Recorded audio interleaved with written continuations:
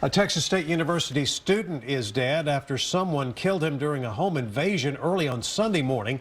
Happened at a student living complex called The Retreat in San Marcos. Police say 3 men wearing ski masks shot 20-year-old Justin Gage twice.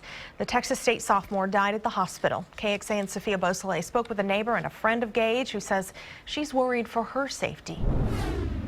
He was really smart, very, very smart. He always made better grades than me in our mass comm class. San Marcos police say Justin Gage was at a friend's apartment at the Retreat around 3 Sunday morning.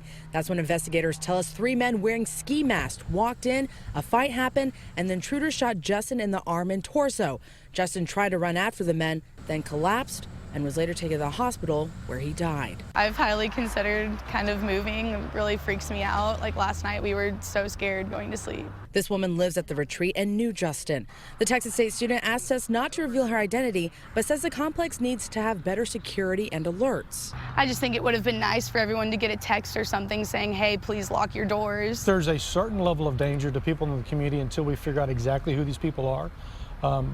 But again, we strongly believe that robbery and drugs were the motives here. So if you're not selling drugs, you're probably not a target for these folks. We asked San Marcos police if they believe someone inside the home was selling drugs. They tell us they don't know, and that's what they're looking into right now. I might stay at a friend's house in a different neighborhood tonight for a couple nights. San Marcos police tell us they do plan to have more patrols in the area. Reporting from San Marcos, Sophia Beausoleil, KXAN News. And police say a similar robbery happened at the Retreat last month, and they believe drugs were involved in that case. KXAN News reached out to American Campus Communities today, the company which owns and manages the Retreat. We asked them about their security measures, but have not yet heard back. With the passing of the campus carry law earlier this year, Texas State University in San Marcos has worked with a task force to specify where concealed handguns could be carried on its campus. The university released prohibition recommendations such as child care facilities, health care buildings, and even near the president's home and university grounds. To see the full list of recommendations, check KXAN.com.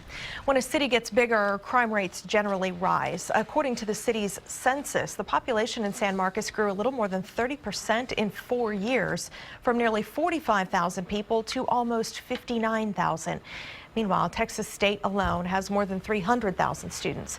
Just last month, we told you about a Texas State student who was robbed at gunpoint by 2 men. Texas State reported 2 robberies and 4 aggravated assaults on campus in the last year.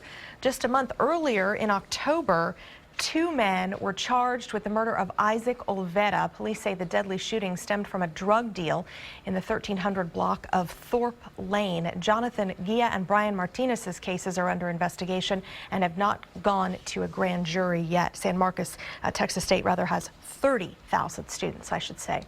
Tonight at 10 o'clock, we look into a history of reported problems at the complex where someone shot that Texas State student.